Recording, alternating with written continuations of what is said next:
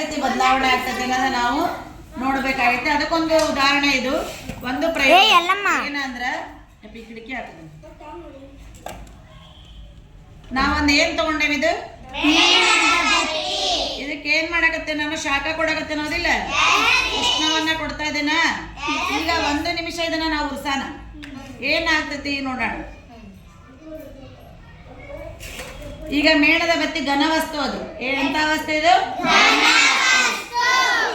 ಅಂದ್ರೆ ಆ ಮೇಣದ ಬತ್ತಿಯನ್ನ ಮೇಣದ ಬತ್ತಿಯನ್ನ 1 ನಿಮಿಷ ನಾವು ಉರಿಸಿದಾಗ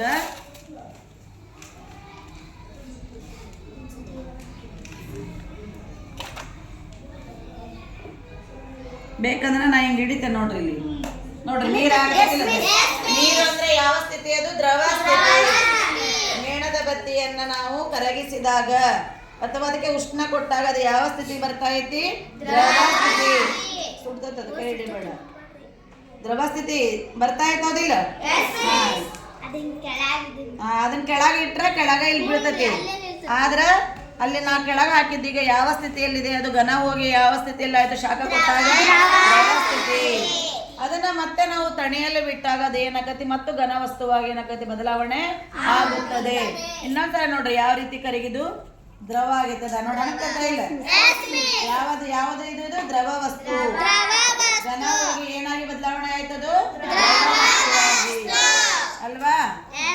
ಸರಿ, ಈಗ ನಾವ್ ಇದನ್ನ ಆರಿಸೋಣ, ಅದನ್ನ ನೋಡೋಣ. ದ್ರವ ಹೋಗಿ ಹೆಂಗ ಘನ ಆಕತಿ ಅನ್ನೋದನ್ನ. ಇಲ್ಲದ ಇನ್ನೊಂದ್ಸಲ ಈಗ ನೋಡ್ರಿ, ಇದು ಗಟ್ಟಿಗೈತಿ. ನೋಡ್ರಿ, ಇದು ಗಟ್ಟಿಗೈತಿಲ್ಲ? ಗಟ್ಟಿಗೈತಿಲ್ಲ? ಮತ್ತದನ್ನ ತಣ್ಣಗಾಗಕ್ ಬಿಟ್ಟಾಗ ಅದ ಏನಾಕತಿ? ದ್ರವ ಹೋಗಿ ಏನಾಗ್ತದೆ?